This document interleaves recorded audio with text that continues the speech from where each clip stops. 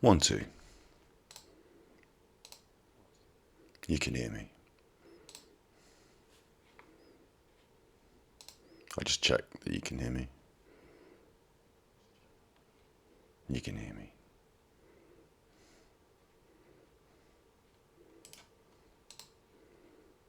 Right. Gonna pop out the chat.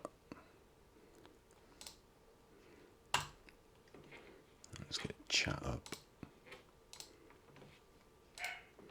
There's chat. My little doggy doing a booker.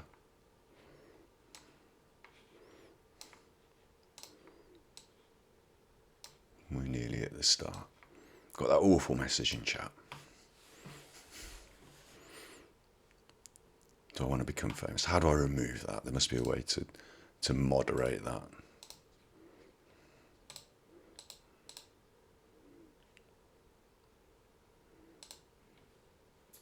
Okay, I'll do it later.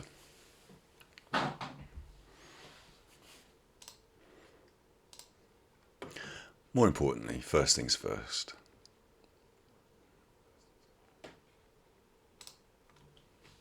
Hi. Let's do this properly. Hi, you're with Scott. This is Battery Exhausted, or Ganji Kid, my stream. Battery Exhausted, my channel. But more importantly, we're going to do this for True Binaural, aren't we? So, hi, you're with Scott. This is True Binaural and ASMR, my channel. It's midnight. It's always midnight. This is your right ear and your left ear, because I'm just using a little mono mic. I can do all the coughing now on stream. This will get uploaded to Ganji Kid YouTube channel as a stream archive. I will edit this particular Mental Health Monday, we call it, every Monday. I'll edit this for True Binaural and ASMR because people did. I've got to talk quietly and calmly because some people did say these videos are useful on True Binaural, so I will be editing and uploading this to that channel. I'm also going to try and edit a bullet point video for the new YouTube Shorts system because the spiffing Brit has told me to abuse it. So look out for the spiffing Brit on YouTube. I'm sure you'll be seeing him pop up in your feed at some point. Reaching now for my tea, which isn't here, it's over there. No. Got that. Nice cup of tea. And we're in the new room. Aren't we not? If I just make this bigger so it fits the whole screen. Check it out, we're in the new room. Artwork on the walls. Space for our streamer shelf that we can get and put our things on it. Or maybe we might move the camera around a bit and see some more of the artworks. Maybe pop a sofa in. Maybe we could have guests when lockdown eases. This is the new room. This is the new streaming room. And it's still early days. The doggy's bucking. Is Marlo coming in? Come in then, that's it, Marlo. We've got a doggy in here. Come to Daddy. Come to Daddy. There's a doggy. This is little booker. This is who's doing the booking. Hey? Having a little look around? Having a little look? This is what's happening. Marlo on stream. Hey? Right then.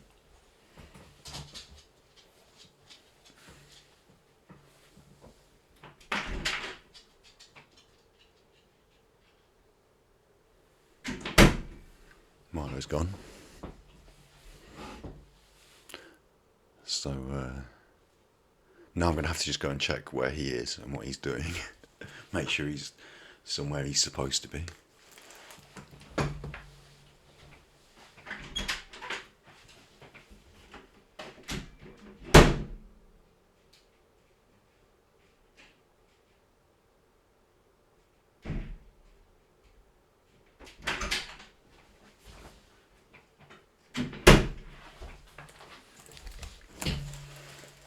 perfect, isn't it, for a nice start to stream, banging doors and all that jazz. I'll close the blinds as well.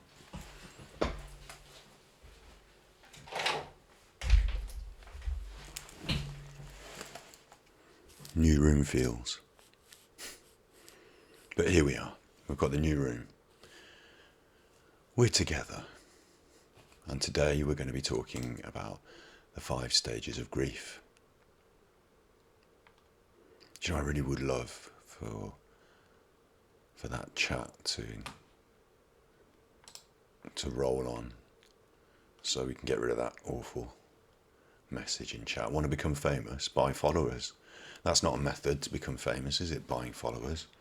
Not only do I not have the resources to buy the number of followers necessary to consider myself famous, they wouldn't be real, would they? They'd be paid, and so I don't think it would. That's not the strategy. That's not what we're about. So thanks very much, but don't click that link. Ignore it. Just getting warmed up into the new room, yeah. So I was telling you about the new room, wasn't I? But first, we'll just tell you what we're going to do tonight. Tonight, we're going to look at the 5 stages of grief. The 5 stages of grief from the Kubler-Ross grief cycle. That's denial, anger, frustration. Sorry, my reading skills. That's denial, anger, bargaining, depression, and acceptance. I'll do the bullet point thing at the end. Just try and remember to do that at the end. But this is an interesting article because it not only talks about this Kubler-Ross grief cycle and talks us through these different stages, but it also talks about the idea of the grief cycle itself and why it might not be cyclical in this way. It might not be a straight line, linear. It might be more abstract than that. So we'll look into that today. Going to switch to big face again to do a little bit of talking. Let's just... I'll have to work all this stuff out. I'll get used to it, I'll get used to it. And I'll stop talking about what I'm doing. There we are, big face, right? So we've got the new room. We're going to be getting some stuff in, aren't we? We're going to fill it out, make it look more of a room. There is more space in the room, so we can change the camera angle and perspective a bit, and we can get some other things happening in this room. This is Mental Health Monday, but this stream is going to be more pointed towards art in general. We do art history, learning about all the art that's ever happened, and I want to play and talk about computer games in the same context as art. And I want to interview people and bring people in and talk to them about the games that they make and the artwork that goes into it, not just the coding or the design, but the more holistic feel of artwork, the overall artwork itself, the game as a piece of art, and the ideas. So that's something that's going to be taking place on this channel. We're going to grow that aspect of it. Yeah, that's what's happening. But today is Mental Health Monday, and it's the first day in the new room. We've got paintings by Gustav Klimt, not real. They're just prints, canvas prints, and they're there. But if you've got any art that you want to that you want to give me, that we can use, I'd be happy to put your art up on these walls and to adopt a slightly different camera position sometimes to view it, to talk about it, to engage with it, to display it. I'd be happy to do that. But also, I don't know if you noticed at the start of this episode, I had a starting soon screen. I'll let you have a look at that now, just quick. There. That starting soon screen is actually an artwork by one of the Hearthstone team, and it's Cthulhu the Shattered. I'll fade to it again quickly so you can have another look. I was going to be a Hearthstone streamer. I play a bit of Hearthstone. I was thinking of doing that. So I just knocked that up, and it doesn't really fit the context of Mental Health Monday. It doesn't fit the context of the other art conversations that we have here. So if you've got any artistic skill or flair and you want to give me a stream starting soon screen,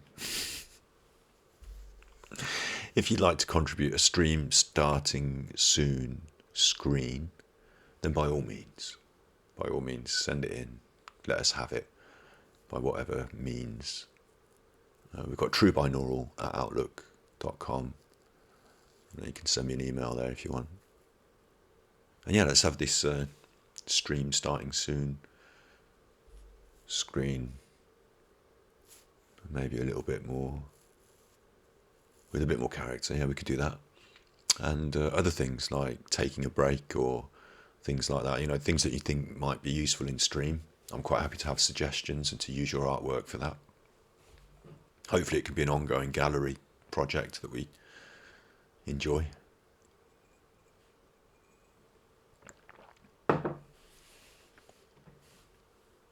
I wanted to touch my nose then, but it's not good, is it? Not good. Why don't you have a little look at this picture again? Look. I didn't touch my nose. I wasn't. Was I? Can't even tell. See how useful those are? So, there we go. We can have one of them. Let's pop back to Mental Health Monday. Let's get back to what we're supposed to be doing today, which is Mental Health Monday.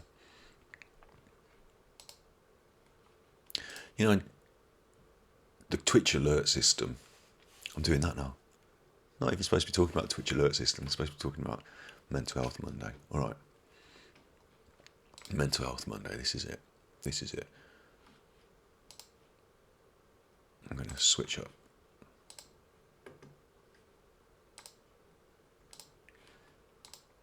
We're here to talk about the 5 stages of grief and examine the Kubler-Ross model.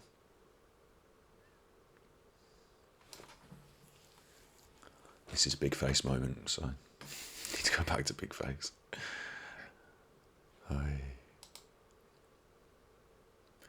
I recently lost someone. Lost 2 people. It's been heavy. My grandmother, she was living with us so that we could protect her from coronavirus for a year during lockdown. We did our utmost best.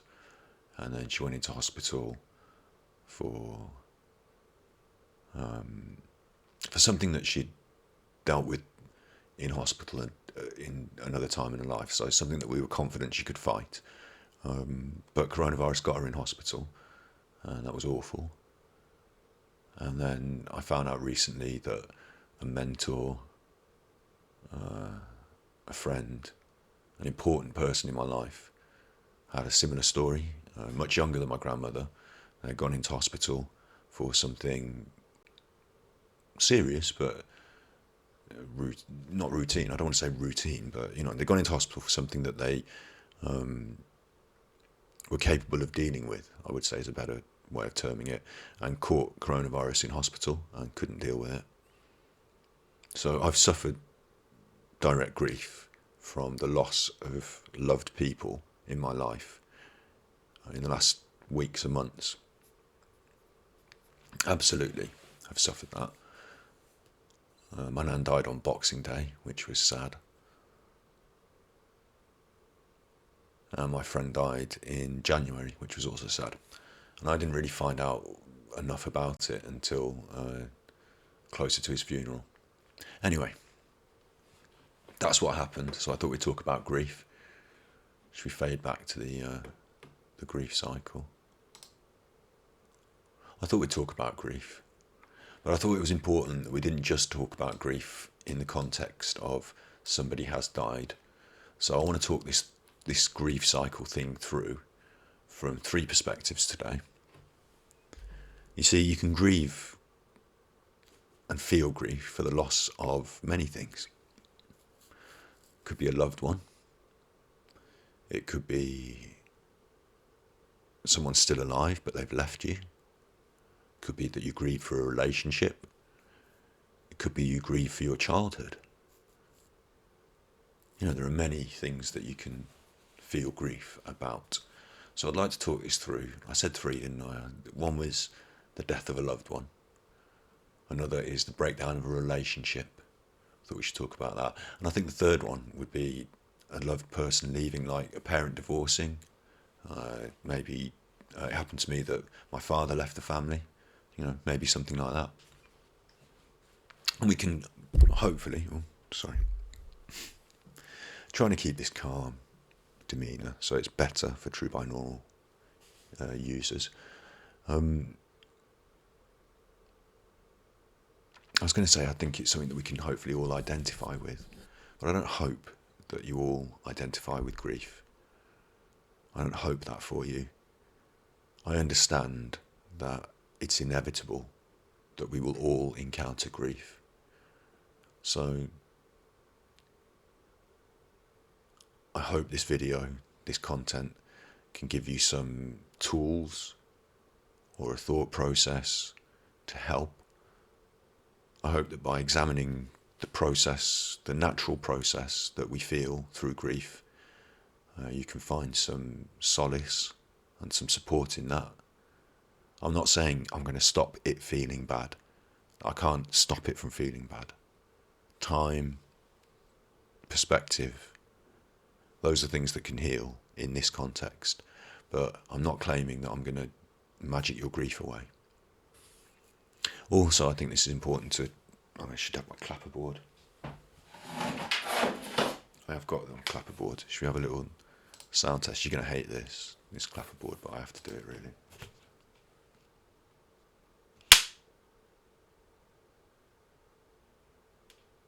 Oh, it worked alright.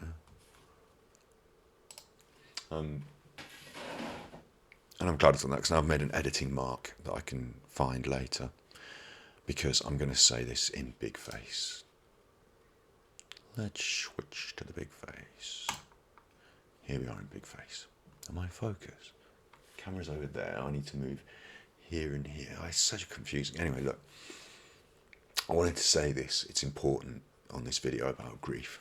And I haven't prepared this. I was just thinking about it before I started stream. If you're coming to this video, not stream now, video. If you're coming to this video because you're in a process of grief, if you've recently lost someone that you love and you're feeling in the pits of despair, then this video may help you. I feel for you. I understand your feelings. You feel distraught, and we're going to talk about those feelings in this video, but I'm not going to promise that I can magic that all away. I'm not going to promise that I can fix all your problems. I'm not going to ask you for anything other than to offer this that you can explore, to help understand, and hopefully feel some solace in. The best thing you can do is talk to somebody you love, a stranger like the Samaritans. For the video, I'll whack up the Samaritans, and other resources are in the description below. It's best you talk to somebody when you feel these things. This video is going to help, but I can't magic it all better. What we will discover through looking at the grief cycle is that in time you may find a way to deal with your feelings. You probably will find a way to deal with your feelings, and hopefully it can be a healthy and constructive process. At the moment, it's just going to sound like words, because when you're at that heartbreak, grief moment, when you're in that crisis, I can't come through the screen and fix it for you. But we've got time together to talk through something that might help, and that's what I can offer. Okay, I think it's important I said that at the start of this process. I'm going to edit that to the start of the video, and I hope that if someone does engage with this content at a point of crisis, that it in some way helps. Hopefully, I'm really being serious here, that I hope that people who engage with this content about grief find a positive outcome from watching and engaging with it. It would devastate me if they left here feeling worse. So let's get on with it. Let's do the work and see if we can help somebody somewhere in the future. This is the Kubler. I might be funny. I'm naturally trying to make a joke about my mispronunciation of the words. Maybe this isn't the video to be funny in. You know, maybe even that chat up there is not good. I'm going to banish the chat until such a time as something more healthy is presented there. I think. Am I overthinking this? I'm going to vanish it until such a time as something more valuable is there, right? Okay. We're talking through the Kubler-Ross grief cycle. And this is an image of the cycle. It's not a cycle. We're going to learn here that it's not even linear. So if while we're talking through these ideas, you think that it doesn't apply exactly to you, that's fine. Everyone's different, and everyone's going to feel these things in different ways, in different quantities, and at different times.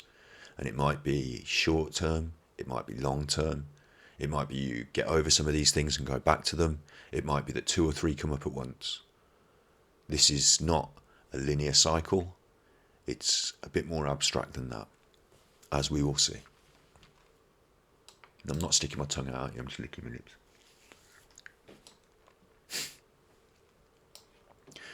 The Kubler-Ross grief cycle talks about denial, anger, onto bargaining, depression and acceptance.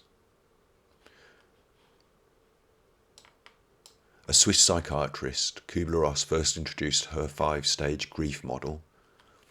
I'll read that again. A Swiss psychiatrist, Kubler-Ross, first introduced her 5-stage grief model in her book On Death and Dying. Kubler-Ross's model was based off her work with terminally ill patients and has received much criticism in the years since, mainly because people studying her model mistakenly believe this is the specific order in which people grieve and that all people go through all stages. Kubler-Ross now notes these stages are not linear and some people may not experience any of them.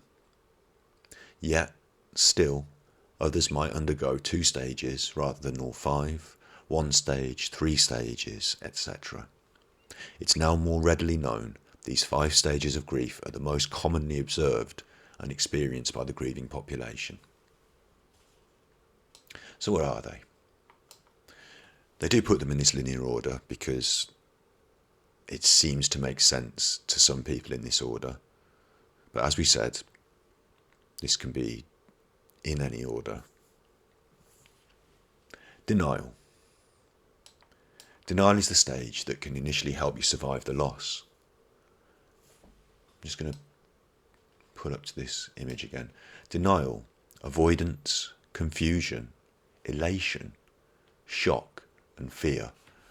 This is really strange. I mean, I want to qualify this again as well. I'd like to also qualify this as well by saying at the bottom of the graph, there is this, you can't see me pointing, can you? There's this information and communication into emotional support, guidance and direction. There's this feeling of a direction that in the early stages of the cycle, you're receiving the information. You move on to your emotional support networks and eventually out into a guidance and a direction. There's that general concept is being applied to this, and that's what naturally will happen with time. Initially, you receive information, then you respond to it, and then you move in a direction that you have time to think over. That's natural. But you don't have to go through these stages in this order. So it's interesting though, isn't it, to start with, that denial is the stage that can initially help you survive the loss. And it comes with these ideas of confusion, but also elation, shock and fear. Elation, seems strange, but I do know from personal experience that people respond differently to the initial news than you might expect. We're going to talk about it in 3 contexts. The loss of a loved one. When you hear that news, it might be from the hospital or another loved one. At first it might not seem real, and you might feel guilty that you don't feel sad enough, or that you're not depressed and devastated as you should be, or you think you should be. It might be that you're in shock, and it might be that that shock causes other feelings. It might be a relief or a release from years of difficult nursing. It might be there are other feelings that come with the announcement of the death that you didn't expect to have, and that's not wrong, and it doesn't make you a bad person. It doesn't make you a bad person. It doesn't really mean a lot in the long run. In this early stage of denial, you can be confused, you can feel things you didn't expect to feel, and it might not be how you feel in the longer term. It's interesting, isn't it? And it is suggested here that this denial can help you survive that early shock. You might think life makes no sense.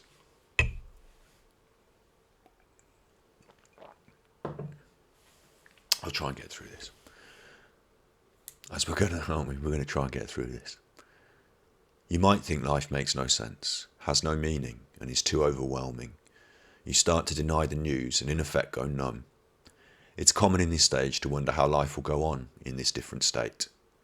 You're in a state of shock because life as you once knew it has changed in an instant. If you were diagnosed with a deadly disease, you might believe the news is incorrect. A mistake must have occurred somewhere in the lab. They mixed your blood work up with someone else. If you receive news of the death of a loved one, perhaps you cling to a false hope that they identified the wrong person. In the denial stage, you're not living in actual reality, rather you're living in a preferable reality.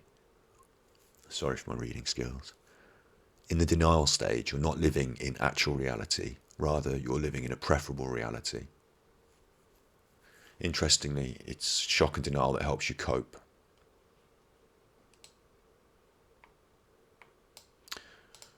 And it says that it helps you to pace the ongoing feelings. So I want to talk about this in 3 contexts.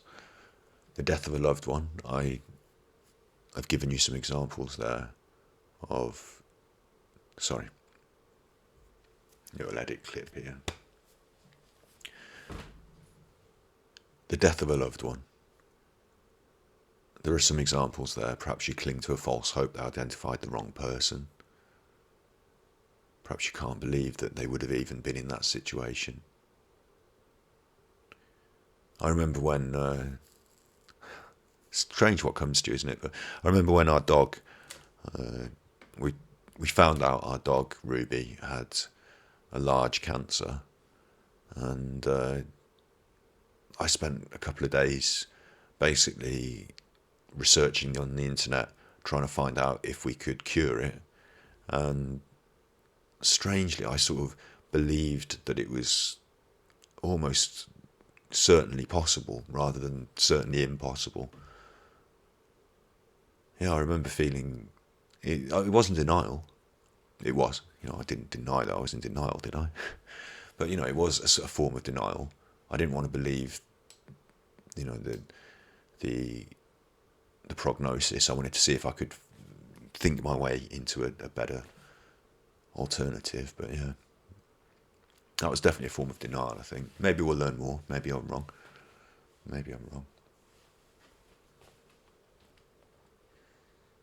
But yeah, so denial, death of a loved one. Denial in these 2 others, we're going to talk through these 2 others. Loss of a relationship. denial of a loss of a relationship, you might think there's no way that, this can be happening, or they can feel like this. Denial's difficult because it doesn't allow you to let go and move on. And in terms of somebody leaving your life, I suppose denial is harder to engage in if the truth is more physical and material. You might say it's not going to affect me though. My parents are still going to see me and I'm still going to see my parents. You might deny that you feel sad about it. You might deny many things, mightn't you? It's denial. That's the first of this cycle that's not a cycle, that can come up at any way and any time. Next is anger. Once you start to live in actual reality again, and not in preferable reality, anger might start to set in. This is a common stage to think, why me, and life's not fair. You might look to blame others for the cause of your grief and may redirect your anger to close friends and family. You find it incomprehensible how something like this could happen to you. You're strong in faith and you might start to question your belief in God. If you're strong in faith, you might start to question your beliefs in God. Where is God? Why didn't he protect me? Researchers and mental health professionals agree that this anger is a necessary stage of grief, and they encourage the anger to an extent. It's important to truly feel the anger. It's through that even though you might seem that you're in an endless cycle of anger, it will dissipate. And the more you truly feel it, the more quickly it will dissipate, and the more quickly you'll heal. It's not healthy to suppress your feelings of anger. It's a natural response. I'm finding this quite difficult because I'm telling people out there to get angry and to go and smash something. I'm not telling you to smash something up. Feeling the feeling, recognizing it, talking about it with someone, not being angry at them, you fucking this and that, but saying to someone that you care about and cares for you, I'm feeling angry about this, talking about it. These are ways that you can allow it to dissipate. Feeling anger and acting violently because you are angry are different things. So I really think we should clarify that. In everyday life, we're normally told to control our anger towards situations and toward others. True. When you experience a grief event, you might feel disconnected from reality and that you've no grounding anymore. Your life's shattered and there's nothing solid to hold on to. Think of anger as a strength to bind you to reality. Think of anger as a strength to bind you to reality. That's what it says here. You might feel deserted or abandoned during a grief event, that no one's there. You might feel you're alone in the world. You're not. The direction of anger towards something or somebody is what might bridge you back to reality and connect you to people again. It's a thing, it's something to grasp onto, and a natural step in healing. That's really interesting to me. I've never thought that anger should be promoted in that way. It's up here on the list. It includes frustration, irritation, and anxiety. I do understand that anger can be harnessed to fuel you, to be more, to do more, to fight for the things you believe in, to fight for the things that are right.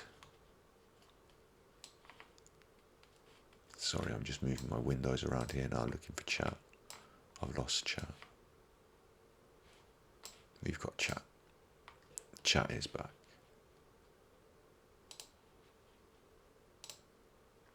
Hiya. Nice to have you here. I've been saying some stuff about this Kubler-Ross grief cycle and will continue to do so. I'm also going to edit this video for the True Binaural and ASMR channel, so I'm trying to keep low-key and quiet.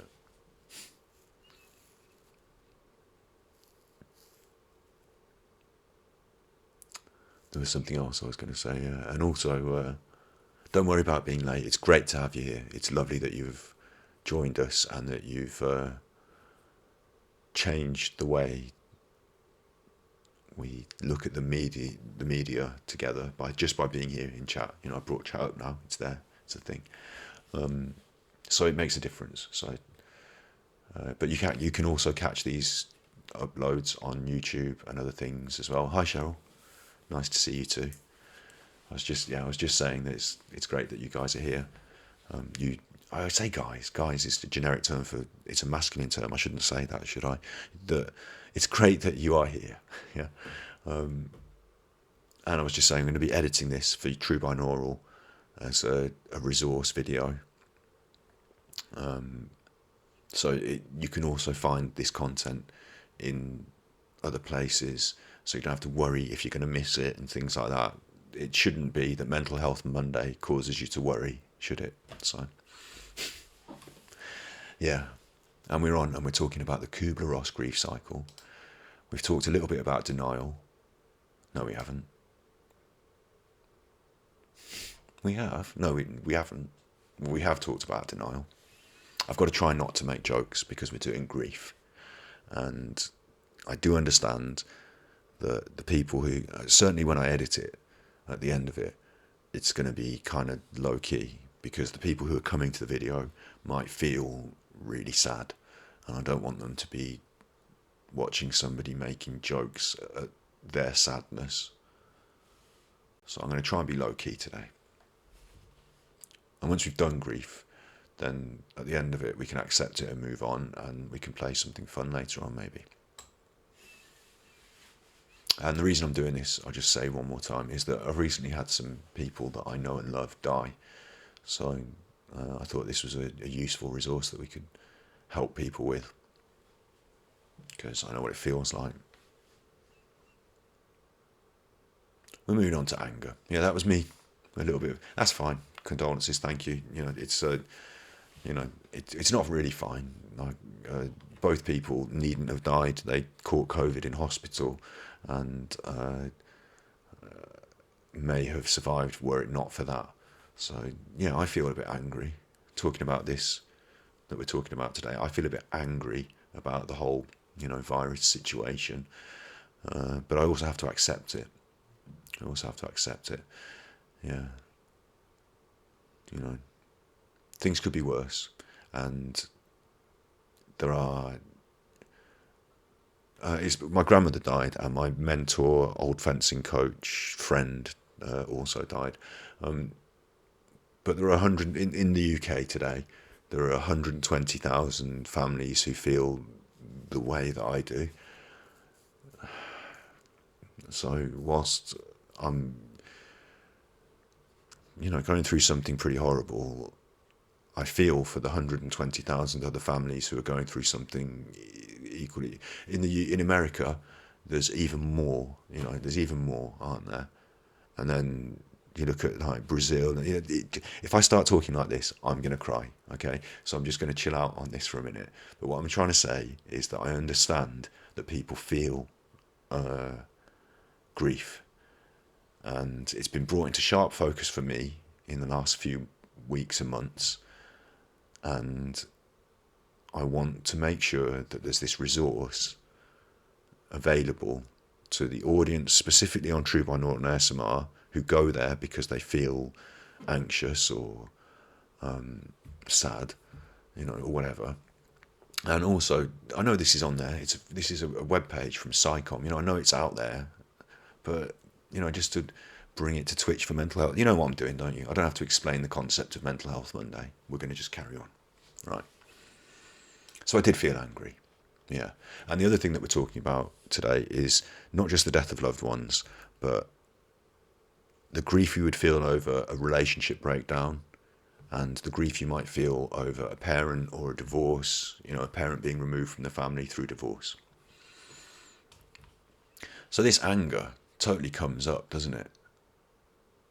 Certainly when loved ones die, you can feel angry. Angry, what if this, had been done differently? Sometimes people feel angry at themselves for not doing enough. Or they might feel angry at the person who died, even. And it might make you feel sad that you feel these feelings. Why have they left me? It's natural. It's all natural. It suggests here that you might feel angry against God, who, if you believe in God, is not someone that you naturally should feel angry towards. And that might give you conflicting feelings. The thing that you maybe take solace in is something that you're questioning and feeling angry about. But it's natural. It's part of this cycle. It's not a cycle. It just occurs in different abstract ways. It's natural. If you're talking about the breakup of a relationship, a breakdown of a relationship, you might feel angry at your ex. You might feel angry at your ex's new partner. You might feel angry at the friends of your ex. You might feel angry looking on Facebook. It's probably not, as we said, it's probably best not to react to that anger with violence and expressions of dissatisfaction into the world. It's probably best to talk about these feelings with friends and people that you can hope will understand your anger. That's probably a good way to go. Yeah. And it's something to grasp onto, a natural step in healing. It can bring you back into the real world. So from that early shock and that initial loss of, it said grounding, I'm going to say tethering, that feeling that you're floating away into some unreality. Anger can bring you back into the real world, and it can give you some reason to grit your teeth and prepare to fight, which may be necessary to counter the feelings of grief and the process that you're going to go through. Sometimes we need to try and be strong. And whenever that happens, it has to come from within us. People can tell us to, people can support us and help us to, but ultimately, we've got to decide to hold on. Yeah. Next step. Bargaining. Bargaining's a good step, isn't it? Nice step. When something bad happens, have you ever caught yourself making a deal with God? Please, God, if you do this, I'll do that. If you can heal my husband, I'll be the best wife I can. And I'll never complain again about the thing that... This is bargaining. In a way, this stage is false hope. You might falsely make yourself believe that you can avoid the grief through a type of negotiation. I was referencing the time my beloved family pet got cancer, and I spent time on the internet bargaining with myself that I can research a way to cure this, and that maybe if I just find enough information, I can find the right vet who can perform the right procedure, and that there is maybe a way out of this. There's definitely bargaining in that, I think. You're so desperate to get your life back to how it was before the grief event, you're willing to make a major change in an attempt towards normality. If you change this, I'll change that. It's interesting, that is, you're willing to make a change if you're in the process of bargaining. That's a lovely concept to think about, isn't it? You might think bargaining is just, if I could do this, then I could change that, and you can't change some things. So maybe bargaining is just useless, but it's not, because it recognises that you in your life can make a change and that you want to make a change. So that's an important step. Guilt is a common wingman of bargaining. Nice to have some sexism in there. Guilt is a common companion of bargaining. This is when you endure the endless what-if statements. And if we're talking about grief, I'm sure you recognise these. What if I'd left the house 5 minutes sooner? What if I'd encouraged him to go to the doctor 6 months ago?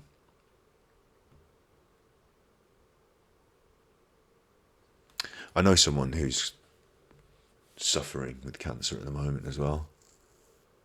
And these sort of questions always come up. Like I said, the research on the internet for the dog, imagine that with a human being, you know, what if we try this? What if we try that? The bargaining, yeah.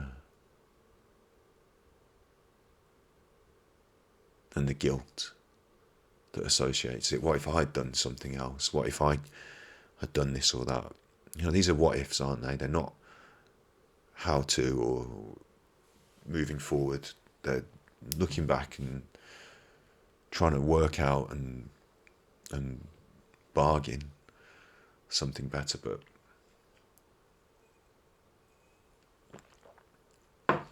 I think this is why this seems linear, because this feels like it can lead to the next step, depression. Understanding that bargain cannot be made. Before you come to accept it, you have to feel it. You know, knowing this person is lost from your life. Should we just quickly go through bargaining with the other forms?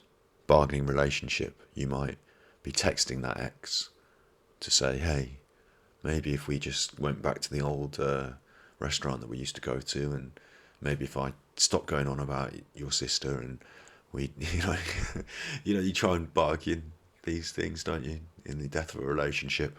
What if I'd done this? What if I'd done that? If only I'd, told her hair looked nicer. If only I'd been more conscientious. If only I hadn't been such a, you go through these things, don't? Well, I don't know. Maybe you don't. Maybe other people see it differently. What if she'd done this? What if she'd said? Well, I don't know. Yeah, but bargaining at the end of a relationship seems like a really common factor. And the difficulty with it is you can bargain with the other person. You can text them and say, maybe we could try this. What if we did that? And it might be that you're bargaining in your own mind to try and save yourself from the grief of the loss. But really, maybe, it's part of the loss. Bargaining with a parent to try and, certainly young children who don't understand the adult nature of the feelings that are taking place during a divorce, might just simply bargain with an adult leaving the family. Please, what if I did this? Maybe, they might not have left. And that's really sad as well, because it's not something that can be answered in the psyche of the young person until later in life. But it's not something you've done. It's not something that you could what if your way around. It's not your fault. That's something that's important to understand.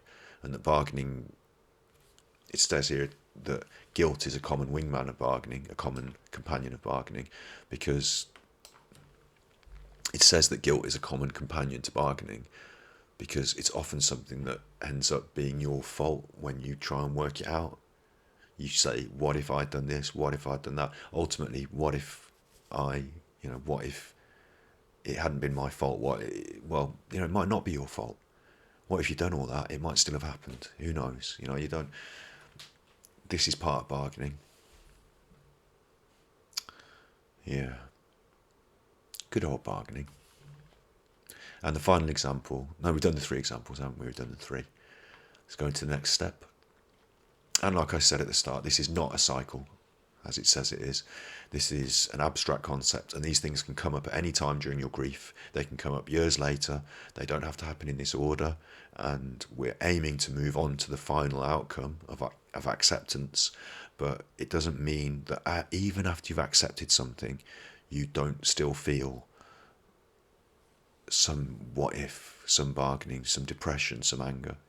It doesn't mean that this is the same for everyone. It's okay to deal with things the way that you feel most comfortable to deal with them. Yeah. Depression. Depression is a commonly accepted form of grief. In fact, most people associate depression immediately with grief, as it's a present emotion. I'm just going to check the chat before we go fully into depression, because what can happen with this chat is it can bugger up. if I pop it out, which I always do, pop it out like this. Let's pop it back, you see.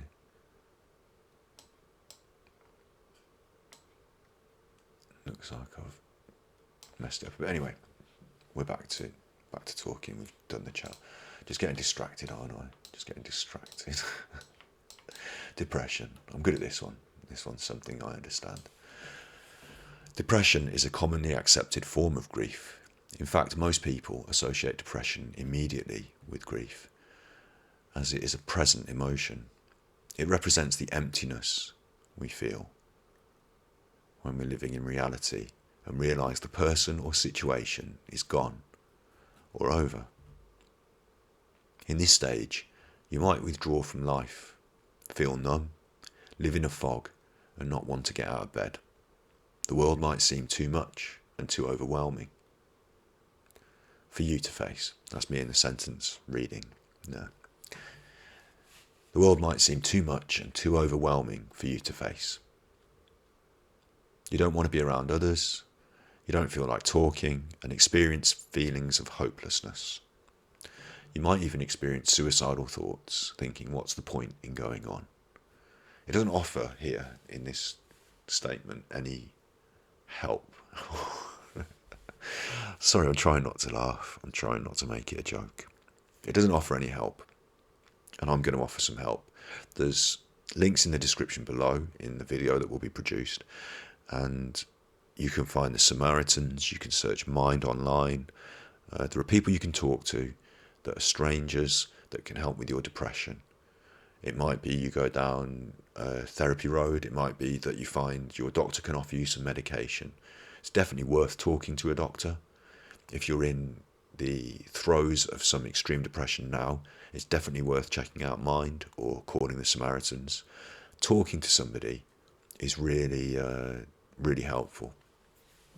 They say laughter's the best medicine. They do. And it explains why so many clowns are dying of COVID.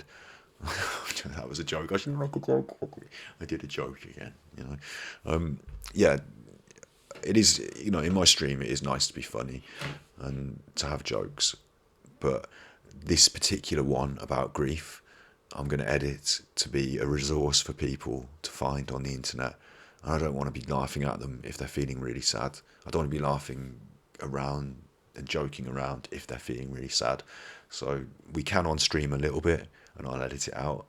But trying to maintain a sort of calm composure for this, and to understand that people, whilst we are not in the deepest depression at the moment, that people might find this content at the point in their life when they are at a very important crisis. And just to keep that in the memory, just for this bit about grief. It didn't offer you any solace for your depression. I can offer you some more. What's the point in going on, right? If you're watching this video, you are taking one more step. You are experiencing life for 10 more seconds. You are pushing ahead for that little bit more. You're here, we're together, we're doing this. Yeah, we're going on. What's the point in going on is there's definitely more to be said for being here and pushing on and fighting through it than there is for conceding and not being able to experience anything else in the future. There's more to be said for having more experience. And I honestly believe this because I've felt it. Even if that experience is horrible in these stages, even if you feel like today, tomorrow, the next day,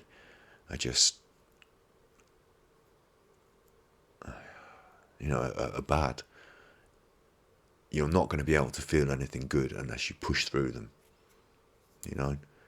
Even if it's bad, it's better than nothing. And it provides the opportunity for hope, because time will pass, things will pass, everything will pass eventually. And we're just going to ride this through together. 10 more seconds. If you've been listening to that, you've been listening to it for a minute. So you can do a minute. You can do 10 seconds. Together we can do 20. We can do 20 minutes. We can do an hour. And if you can just do an hour, if you can just fight that if you can fill the unforgiving minute with 60 seconds worth of distance run, if you can hold on, I'm doing these lines in the wrong order, but if you can hold on when, if you can force your heart and nerve and sinew to serve your turn long after they're gone, when there's nothing else inside you except the will that says, hold on.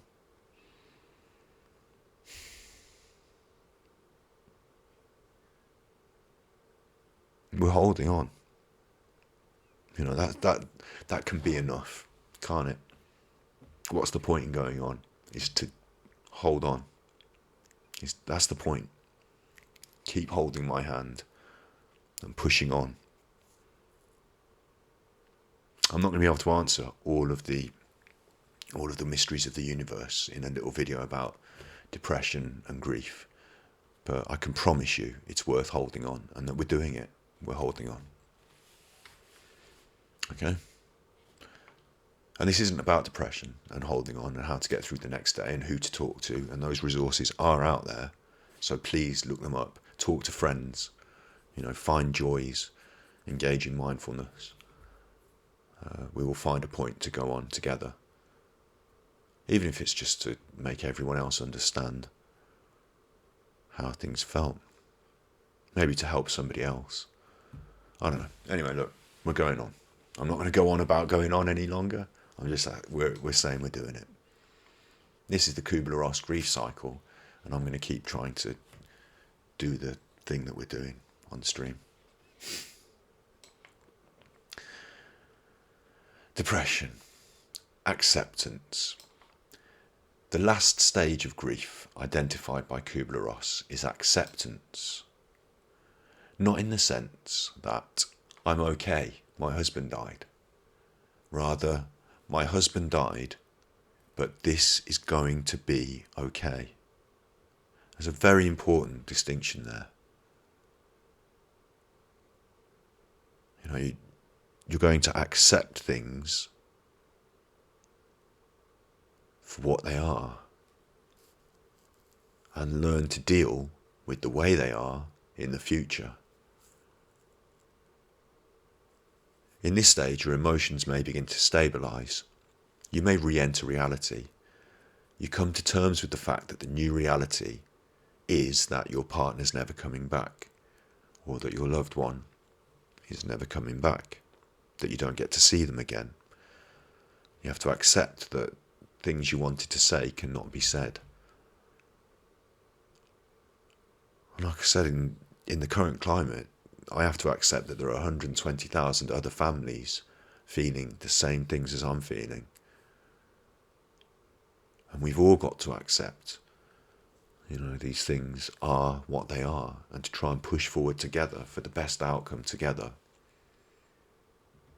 If you're dealing with the breakdown of a relationship, this one is the hardest one to come to, with all the others in the way, all the bargaining, all the texting, all the, seeing them at the club with their new partner, or maybe if we just went to the cinema together like we used to, all that. Acceptance is hard to get to. But if you can have a clean break, if you can decide to accept the things that have been said between you in the relationship to come to the breakup, acceptance is probably one of the most important. If your parents have divorced and you're not seeing one of your parents as often as you would like to, the going over that problem, that feeling, can be as brutal day in, day out as the day they leave, until you come to accept it and try and learn to live in the new normal. A term that we've heard recently, haven't we? The new normal.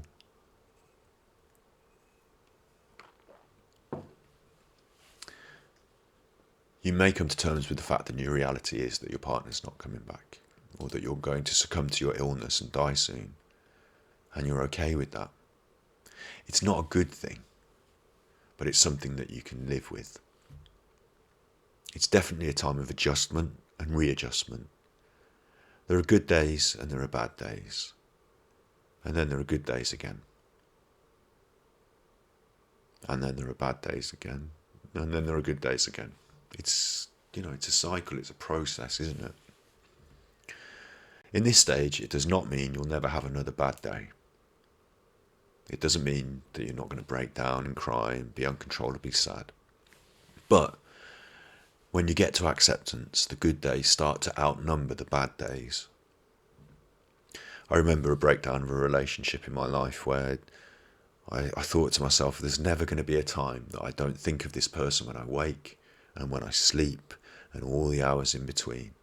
And I'm thinking of them now that I'm saying it, but they're not still in my phone, and I don't still observe their birthday. Things just go by the way, and I don't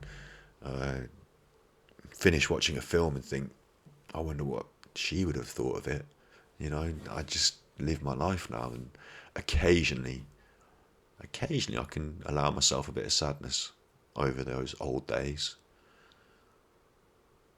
But the good days tend to outnumber the bad days in that context.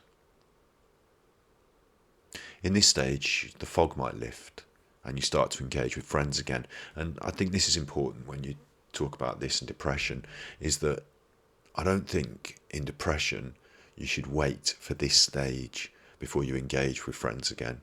It might even be really hard to be a depressed person and engage with friends. It might be that some friends don't get it. It might be that some friends aren't really friends. It might be that some friends end up making you feel more depressed at times. But that process of engaging with people is a very important part of all of this. And I'm not sure it's easy to climb these mountains alone. I'm not sure you have to. Engaging with friends, engaging with people, even if they're not friends. Generally, a lot of people, can be mean and negative, can't they? But generally, a lot of people can be nice and kind as well, can't they? So engaging with strangers can even be as wholesome as engaging with friends, certainly when they're kind. But engaging with people is important, and you don't have to wait till acceptance. You can use it as part of grief in all the stages. Probably most important to do so. Don't suffer these things alone. Don't just listen to me, turn off the thing and never say anything about it. Even if it's something as simple as saying to your friend, I watched this video about grief the other day, what do you think about these ideas? I might be feeling this. Share my video. I'm joking. I am joking. I shouldn't joke. I'm not joking because we're trying to be serious. But yeah, I'm not trying to capitalise on your grief. I just hope that by sharing some of this with you, I can help, and maybe you'll share some of your feelings with somebody else, and that between us all, every little snowflake contributes to the avalanche. It's the way stress works. Every little thing ends up raining down on you, crushing you. It's the way social change works. Every little thing contributes. So I hope that we can do some good together.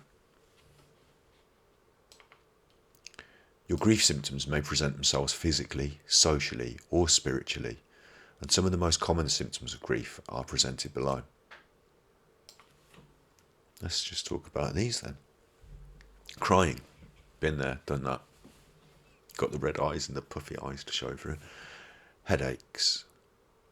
Crying's an obvious one, isn't it? We know about crying. If you're crying, you probably feel sad.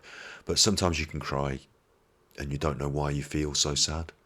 Sometimes it's worth letting that happen and exploring the feelings.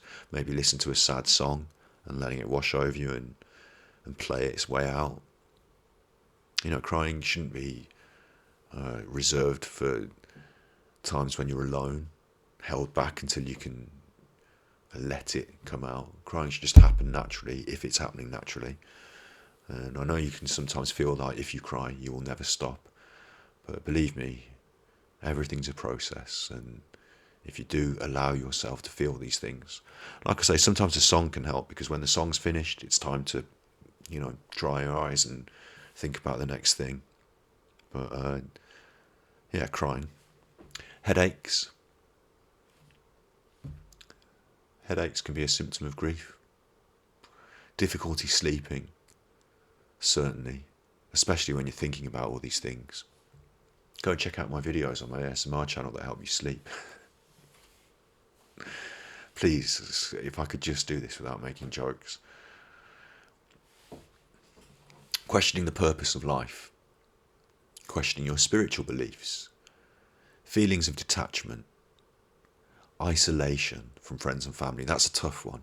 That is a tough one, because it's isolation. It's the opposite of that that's going to help you to come through this. Abnormal behaviour. Worry, anxiety, frustration. Guilt, fatigue, being tired, anger, a loss of appetite, aches and pains and stress. And our last video we talked about stress through the context of exams. There's that thought triangle that we talked about in the video before. I say video, upload, stream, the last episode. These things that cause you physical symptoms can then cause you to feel differently and to think differently. And those things can cause you to feel and think. It's a triangle, it works, interplays. So these things are going to affect the way you think and the way you feel, probably in a negative way. So it's helpful to recognise if you're feeling any of these things that are listed, that they may be because of the grief, a part of the grief, a natural process, and to try and to do things that are going to help you to combat these feelings. Eating well is impossible when you're grieving. It's impossible, isn't it? You don't want to eat. But even if it's just like a half a bite of a chocolate bar and a, vegan nut bar or something. Little attempts, pushing in the right direction. Treatment of grief. The prescription, this is important now, isn't it? The treatment, how are we going to get through this? We've talked about it. We're going to talk to people. We're going to hold on to the things that we hold most dear. And holding on is going to help us to hold on for another 5 minutes, 10 minutes. We're going to get through to the next thing. We're going to start to see time in shorter but then longer sections the next day, the next week. We're going to accept that everything's a process and that our place in the process is transient. We're going to look at things differently in time. We're going to try and be good to ourselves. We're going to try and heal. We're going to try and stay healthy.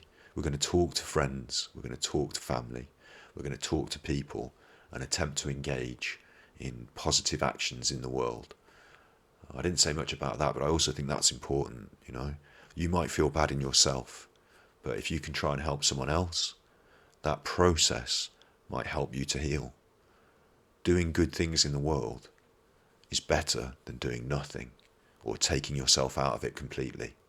And even if you're feeling bad, and even if it's hard, the process of trying to do it is valuable. It's valuable. So you go and you get that done. I'm laughing. I shouldn't be laughing. Doing it again. Can't help it. It's valuable. The prescription, this is what they've got to say from PsyCom. So maybe PsyCom's got a different approach to me. We'll find out. The prescription of medication and engagement in counselling have been the most common methods of targeting grief. Initially, your doctor may prescribe you medications to help you function more fully. Some doctors choose not to prescribe medications because they're doing you a disservice in the grieving process. That means that if you don't truly experience the grief, then maybe you can't deal with it. We've all got different ideas and opinions. I'm not going to tell you whether medication is right for you. I'm just going to advise that you talk to a doctor, because it may be that some of these things help you to get through those first early stages that are so difficult and help you to move through into a place where thinking about grief and your life is more comfortable. That's possible. It's up to the doctor and it's up to you. Okay? Counselling is a more solid approach towards grief. Support groups, individual counselling. It's certainly beneficial, it says here, when grief is creating an obstacle in your daily life, that you have trouble functioning and you need some support to get back on track, that counselling might be right for that. It in no way cures you of your loss. Instead, it provides you with coping strategies to help you deal with your grief in an effective way. The Kubler-Ross model is a tried and true, I like that. The Kubler-Ross model is a tried and true guideline, but there's no right or wrong way to work through your grief. It's normal that in your personal... you can probably read this better than me. It's normal that your personal experience may vary as you work through the grieving process. Yeah, we like this, don't we? This is talking sense. If you or a loved one is having a hard time coping with grief, seek treatment from a health professional or mental health provider. Call a doctor right away. If you're experiencing thoughts of suicide, I'd say call the Samaritans, call somebody.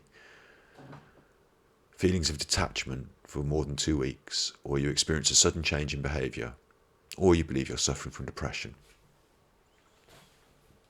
Easier said than done. Easier said than done. But you're here, you're listening to this, you're thinking about these things. It might be really hard to talk to somebody. It might be that you're not at that crisis edge,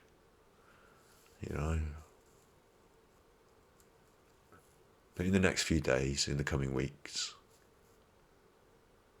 there'll be opportunities for you to engage and share and talk. I mean, Twitch is a great opportunity, isn't it? There'll be opportunities. Don't shy back. Don't hold back from them. If it pops into your head at some point that, even if it's the strange lady you bump into when you walk your dog, or, you can talk to people.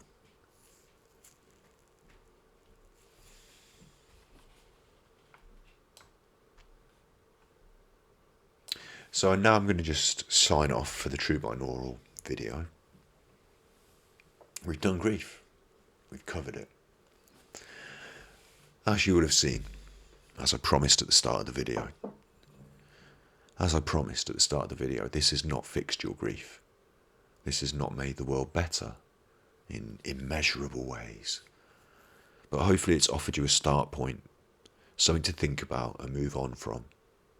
Hopefully you feel that some of the feelings you have are not alien, they're not wrong.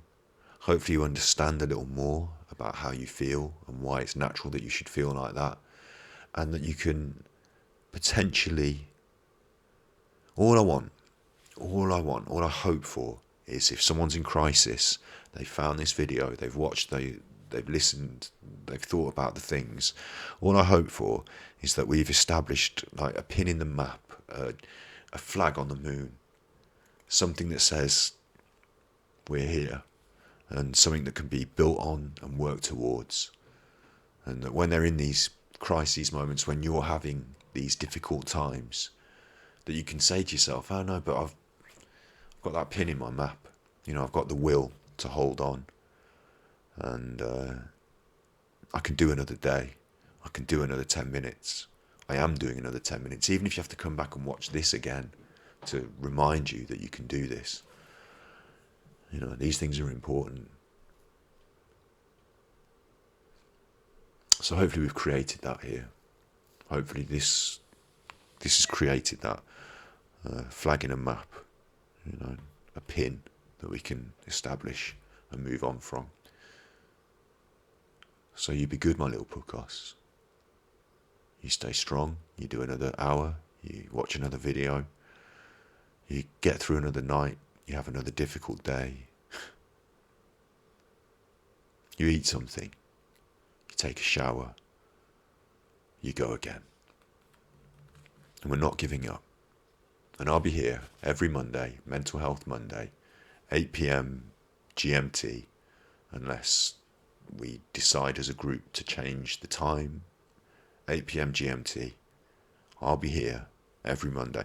And I didn't want to stream this week. As I said, I've lost people that are close to me. I felt the full force of it this week. But Mental Health Monday has been important in my ability to move forward. And that's personal, that's me, that's my feelings, this has helped me. So if it can help anybody else in any way, then hopefully it's done something good. It's brought me back to you. And I'm going to be here. I'm going to do my best to be here every Monday. So that's Mental Health Monday. You be a good little puckos. We'll call that cut. Yeah, for the true binaural channel, we'll say cut. It goes that way around, really, doesn't it? Right.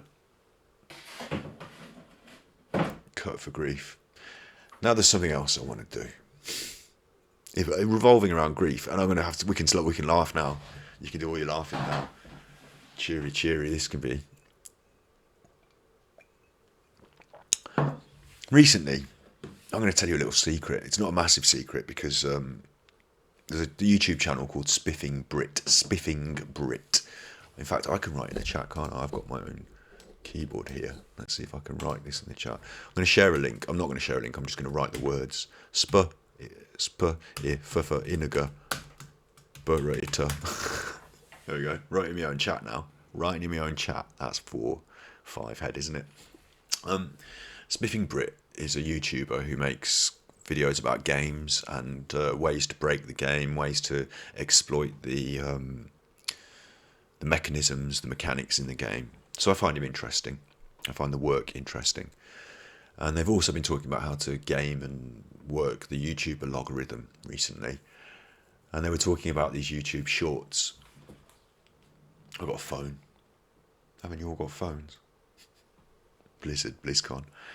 I've got a phone, and on YouTube, on my phone, I'll show it you in a minute. No, I've got it here. On YouTube, on my phone. It's one of these bad phones, one of these iPhones that are responsible for slavery. But it linked up to my computer, so... Anyway, there's the shorts. They're these little shorts here. YouTube's over-suggesting shorts at the moment. It's really pushing them in its beta stage, trying to take over from TikTok.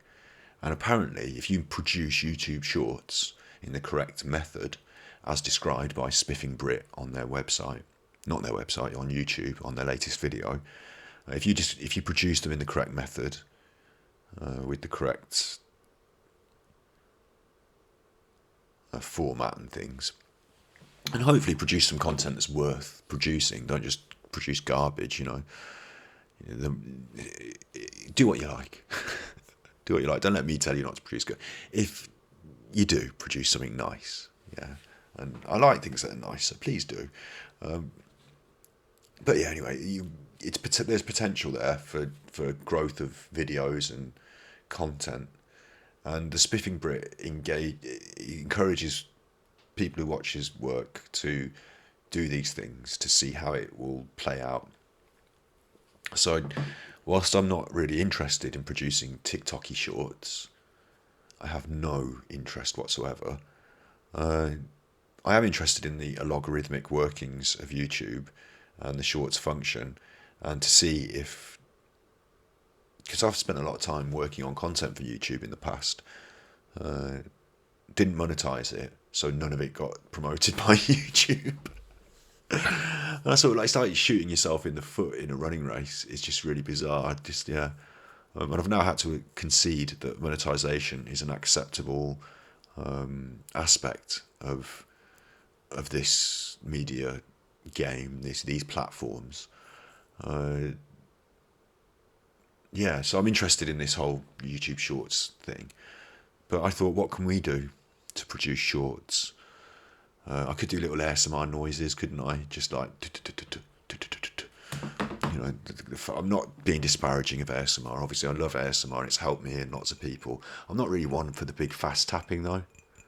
Like this, aggressive form of I'm really doing. I always thought it was like if someone was talking and they were sort of absent-mindedly doing something, like gently, that it was nicer. Anyway, I'm getting distracted. Yeah, see, look, my friend Kaj Smash Bros here, uploading videos months to work. Yeah, exactly. There's logarithmic functions, isn't there? Yeah. So I did think initially, I can use this to promote me and my work and myself, and I can try and get something for me. That was my first thought, I'll be honest. Then I thought, what the hell am I thinking? I know it's great to be popular and that YouTube promotes the idea that more views equals good, but obviously that's for them, isn't it? And whilst it's important that this work is shared by people, I want to reach people to help them. I'm not here in a pursuit of my own popularity, and I'm not here to try and make myself rich. So my second thought was, what can we do with shorts that can be positive? Something socially positive, not aggressive vegan telling you not to do this and to try and do that. So anyway, I'm going a long way around this. What I'm trying to say is, I'm now going to produce a 30-second short about grief. That's my plan, right? And what we need is me to say, within 30 seconds, all this information. I'm not going to do it in a low-key, calm way, as I just did for this. I'm going to say these things. So what I'm going to try and, because I can edit later, what I'm going to try and do is just say each thing. We'll do it together, we'll just make a little 30 seconds maximum as well. 27 seconds I think is optimal. If you do a shorter video, people might watch it more than once, and then you get an over 100% view rating or something, and YouTube just thinks that's great. It's not going to lead to explosion of growth on my channel. These views don't filter through to subscribers and ongoing engagement. It's just a little bit of fun to try and break the system, and hopefully break it with some content that's more valuable than all the rubbish that's out there. I would love it in my heart of hearts if not just us here today, but other people as well could make more valuable content go viral. I love the fact that somebody like, I've not been following all this Twitch for that long, but I see the generational difference I've just got to say this now, I've started saying it. I've made a video on YouTube once where I said we shouldn't play with candles in ASMR because one day a kid's going to burn down their house. And I got slated. Everyone was like, "Oh, you're an idiot. Oh, fucking people can do what they want. Who are you telling people what to do?" But I feel there's been this generational change now. And if someone said that on Twitch these days, there'd be a discussion about it. There'd be possibly an open debate about it, and they'd come to a conclusion that was socially responsible. There's a discussion and debate going on at the moment about socialism. Some people like Destiny are talking about things. I watched an interview. A debate panel the other day about consent, where some really modern and responsible ideas, some really good ideas were being shared. And I thought we couldn't have had this conversation 20 years ago on YouTube or 10 years ago on YouTube. There was people like Joey Salads feeling people up, and now people are talking about consent on Twitch. It's just a much more healthy place and a much more healthy environment Twitch is. And maybe YouTube, we can infect it with some of that. That's my aim anyway, of making a short. My aim in making a short is to try and break the algorithm and get 1 billion views, and to do it so that accidentally someone might see some information that might stop them from doing something like suicide, that might stop them from doing something negative in their life, that might help them to deal with some sort of grief. And there's so many people feeling so much grief at the moment in the world. Maybe this is the right one. 30 seconds, that's what we've got to do, right? And I've got to try and, I don't even know if it's going to have my face, is it? Because the other thing is, the thumbnail in these short videos, the thumbnail is taken from the video. So really, your video just wants to be a really interesting image. So it's probably going to be that, isn't it? It's probably going to be one of these grief cycles, and I'll just edit an image to be the whole video. And what's also interesting is it needs to be in phone format. It can't be on its side. It used to be on. Hold your phone on the side when you make a video. Hold your phone on the side. Then you can do it in see it on the screen like that, widescreen. Not anymore. TikTok it, mate. Straight up. Even YouTube is accepting that format now and encouraging people to upload in it. Madness. Why would you want portrait when you've got landscape? It's only holding it on the side. Madness. The world we live in. Right, let's do this. Whew. For the edit, we'll get the clapperboard out. For the edit, this is grief in 27 seconds.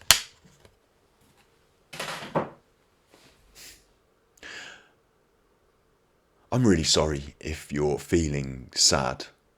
I can't say that, that's terrible. That's no way to start. I'm really sorry if you're experiencing grief. Hopefully this really short video can help you deal with some of your feelings.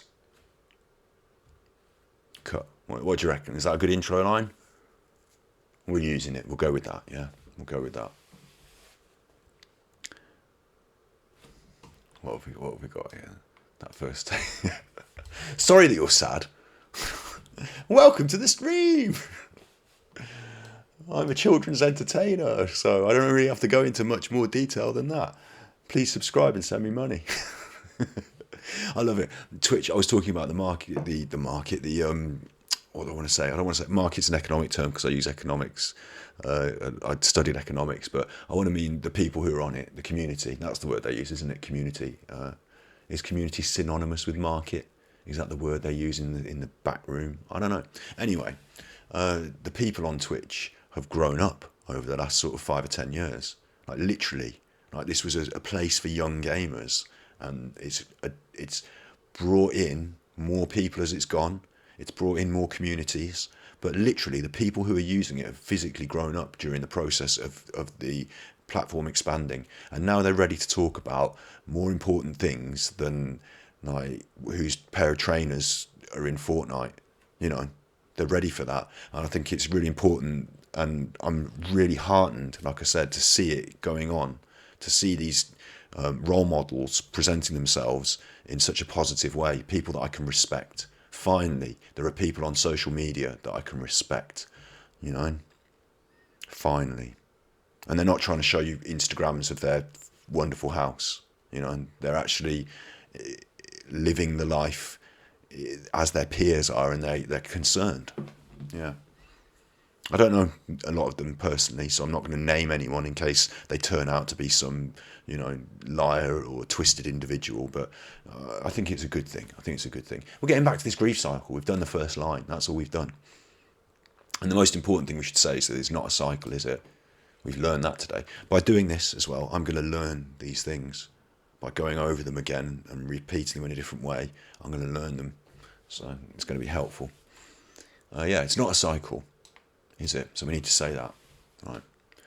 I'm just going to do it randomly with no script, so let's go. Right. The Kubler-Ross grief cycle is not really a cycle. Any of these feelings can come up at any time, and you might feel more of one and some of the other.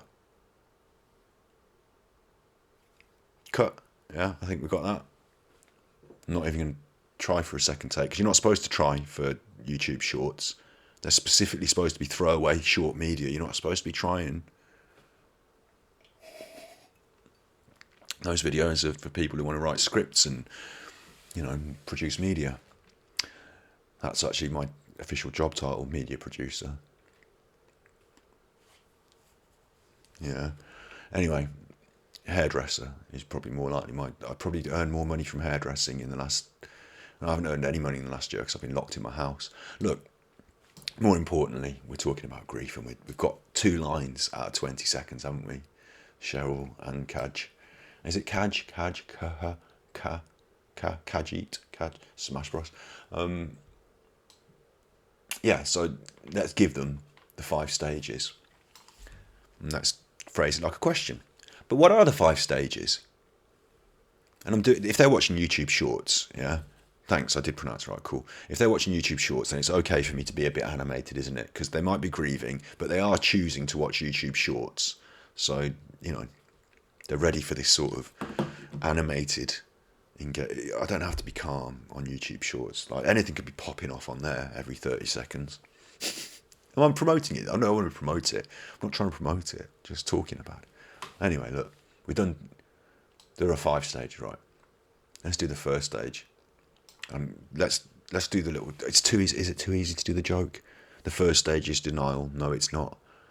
I mean, that is such an easy joke, isn't it, to do? Maybe it's just too easy. Maybe it's too easy.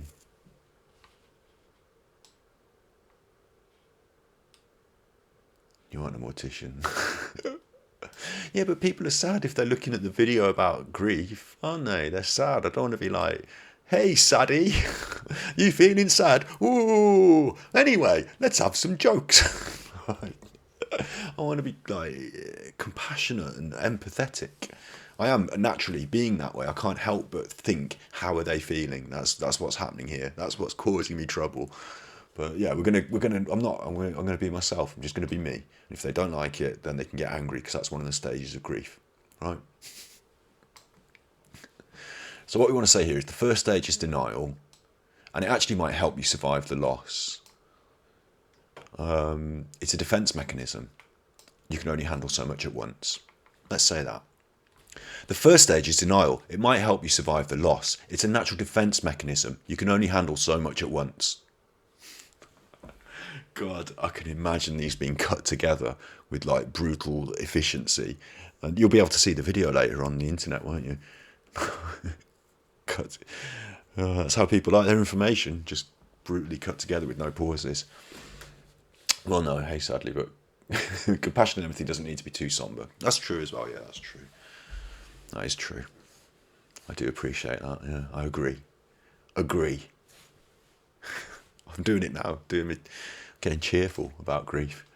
Let's get cheerful, cheerful. I want to get cheerful about grief. Anger. Another stage is anger. Why me? Life's not fair. It can ground you. But I don't want to say too much about that. I want to say this thing. The next stage, another stage is anger. Why me? Life's not fair. Let's just say those things and then cut, right? Another stage is anger. Why me? Life's not fair. Right, cut. And then I wanted to say, because like, I mean, I don't have to say too much in a YouTube short, do I? I just wanted to see the shorts mechanism work. That's like a push. No, you can talk, make jokes. That's fine. Grief theme song. We've already started it now. So all we need now is the rights to the music, and I can write my own. I'm a skilled musician. I'm not a skilled musician. I'm a musician, and I write songs, but I'm not technically that skilled. But yeah, we'll do a grief song. We will. A comedy grief song. We'll try and work that into the stream in the future. It feels like something I could do. Anyway, look, what we wanted to say about anger, and we've said it, life's not fair. We don't need to go into too much depth, do we? We just need to point these feelings out so people know that someone else is feeling them as well, on a YouTube short. And I wanted to say not to get too angry. Yeah, don't let anger turn into violence. That's what I want to say. So, but don't let your anger take control and get violent. No, that's not right. Don't let your anger take control and don't you get violent. And you don't. But don't let your anger take control. Avoid violence. But don't let your anger take control. Avoid violence. That's a good one. Cut that. We got that. I wonder how many. I'm not timing this, so we've just got to hope it fits in 27 seconds. If not, then this might be like the 3 stages of grief. Bargaining. The what if statements, and they can't really help you, but they're natural. Bargaining is another natural stage of grief. Bargaining is another natural stage of grief. What if? If only I could. And the important thing was that it's an attempt to make a change. It recognises that you're willing. This means you're willing to make a major life change in an attempt towards normality. Right? About 15 or 20 seconds. Well, that's quite a lot already. It's quite a lot already. We've got to get through the next 3. But this can mean you're willing to make a major change. But this can mean you're willing to make a major change in your life. But this could mean you're willing to make a major change in life. But this could be a signal. But this could be a signal that you're willing to make a major change in your life toward the better. I like that. That's it. Yeah. Yeah, it doesn't feel like it. But oh boy, yeah, exactly. This is all stacking up now. I might have to just take out all the breaths between the words. That's got to be the next form of editing, because at the moment there's a hyper push, no pauses, is there? Like the vloggers used to do it. That jump cut, no pauses. Don't even take a breath. Just badger them, bang them with information. And why this is good for a YouTube short is because by the time they realise it's over. Like if you give them a pause in a YouTube short, that's long enough for them to swipe. Yeah, but if you keep banging them with information, then they can't even. That finger doesn't even have time to get to the screen before the next idea is in their head. So yeah, maybe we'll just edit out all my breaths, and it can just be a real constant, like machine gun of words. That machine gun Kelly, he does rapping on the old internet, doesn't he? I can do some rapping on the old internet. Just don't market myself specifically as a rapper, so I'm never going to be considered in the same sort of ballpark, am I? Because market myself as just a bit of a mess. Don't market myself. What we're doing is we're trying to say, what if? We've said that, haven't we? It can be a change. We're trying to get yourself back to depression. Woo. Should I do that? We'll do that. We'll see if it goes down well on the YouTube shorts. Depression. Woo. I'm going to cut that in. Depression. Woo. I'm going to cut that like that. I mean, I get really depressed. I've self-harmed in my life, and I'm just showing you. You can't see it on the internet. It's just you can. You probably can, because it was quite. Anyway, look. And I've been through all these stuff, and I understand it. So I'm not taking the piss, but I am taking the piss. So I don't know what to say about that. But yeah, depression. And what do we want to say about it? It's really common. It's really natural. And this is the low point where you feel like, what's the point in going on? Okay, pull this together. Depression is really common, really natural, and often can bring the low point where you ask, what's the point in going on? And now I've asked that, I've got to give a response to that. But we're going to get through this together. Keep on fighting, something like that, But we're going to get through this together. Keep on fighting. Fighting isn't necessarily the right word, is it? I don't want to suggest that people fight. I want them to fight for themselves, but not with each other. So fighting is too ambiguous. We're going to get through this together. Hold on. Be strong. Find strength. This is where you find your strength. Yeah, this is the point that you find your strength. If you tell people that they will find strength in the depths of their depression, they may have more hope than if you tell them they don't. That's my belief anyway, so I'm going to say that. This is where you can find your strength.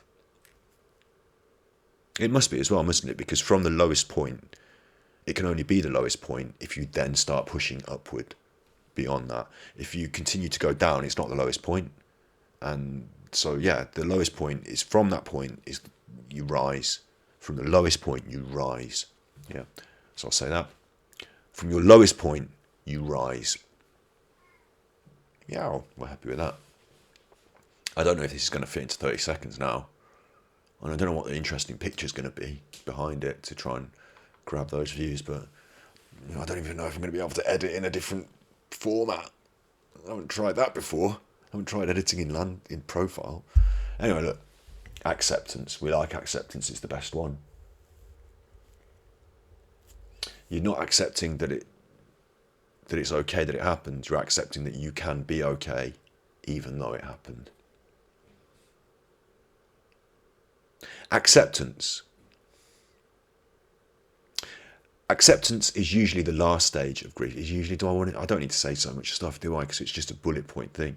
Just going to say acceptance.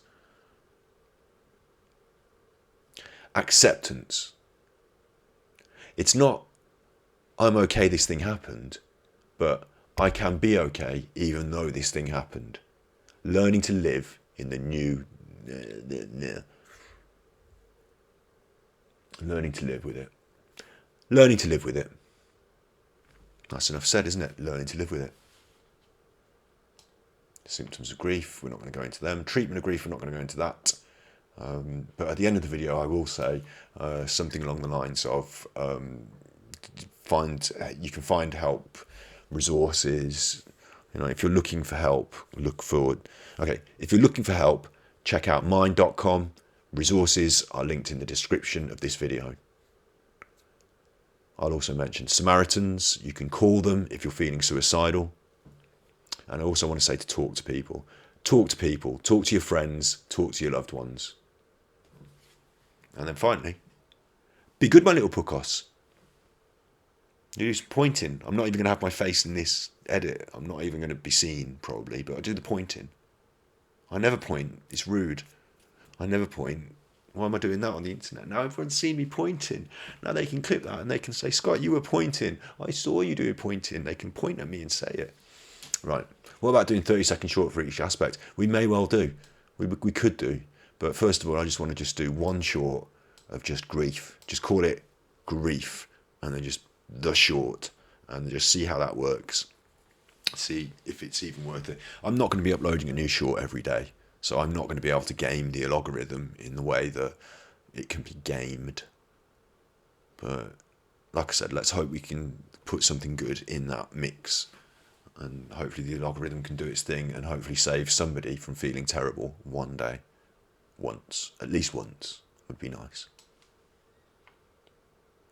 And that is the Kubler-Ross grief cycle we have covered in our now legendary Mental Health Monday live stream.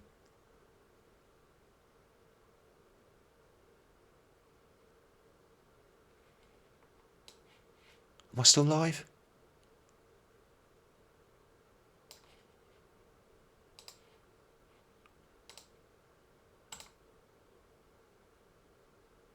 Yes. Right, so, okay, yeah, look, you're here, you're saying, I can see that, you're still live, yeah? But on my stream preview, my Twitch manager thing that it gives me, session 0000, viewers none, bitrate none. The information it's giving me is like nothing is happening. Cool. I'm not too bothered. It's just interesting, isn't it? That I've got no idea how long we've been running for and what's going on. But we have been running for probably about an hour and a bit now on grief. We've done what I hoped we would be able to do. We've achieved what I hoped we would be able to do. I'm going to edit these things privately because there's no point in having a stream of me editing the thing that I've already said on stream, is there? That would be a bit over the top. That's some work for me to do tomorrow, and we'll upload it and we'll look at its progress. We'll look at the jorts on the stream together, won't we? Tomorrow, I think my schedule's all going to go to cock. It's all going to go to cock. I know you're supposed to be on your schedule. What are we doing now? Mental Health Monday, legendary Mental Health Monday will stay in schedule. But this week I'm going to try and get on earlier in the day. I'm going to try and play Homeboundward. The game I was playing earlier, I'm going to be playing that in the daytimes. I'm going to be talking art history this week as well. We're going to do that once a week as well. But really importantly, we're going to start talking about computer games through the context of art. We're going to talk about games as art, and we're going to talk with artists and developers, the creators of art, about their art. That's something we're going to be doing on this channel. We're in the new room. We're stepping forward together. We're doing this together. And I'm really pleased that we've managed to succeed in an objective, which is to provide this. At least we've done that, eh? Together we have hopefully one day we will hopefully get a comment on one of these videos that says, I've just found this and it helped me. That's enough, isn't it? To know that together we've helped someone. Yeah. So good work, team. I'm very proud of you. And I'll be back on stream tonight. I need to go and walk the dog, so I might not be on tonight. I mean, I might be. Like I said, the schedule's all going to go to cock. We're just going to see what happens. But I will be on regular. I'm a streamer now. I've got more to give. We've got Mental Health Mondays. We've got art history. We've got art appreciation. We've got games as art. that's a whole thing. And we've also got some other friends as well that we haven't introduced on stream yet that are interested in the fact that I'm streaming, that play games like Fortnite and Call of Duty and all popular. They're not streamers, they're just people like us that play games. There's my sister, she's interested. You know, we're going to have some interesting content to develop together, and I look forward to doing it with you. So thank you, and you be good, my little puckos, and I'll see you again soon. And I'll now try and find the button to stop streaming. I hope we helped. I hope the grief thing can do something good. I've said that. Thank you. Take care. Yeah, and honestly, I really do appreciate that you have made this more than just me talking into the camera.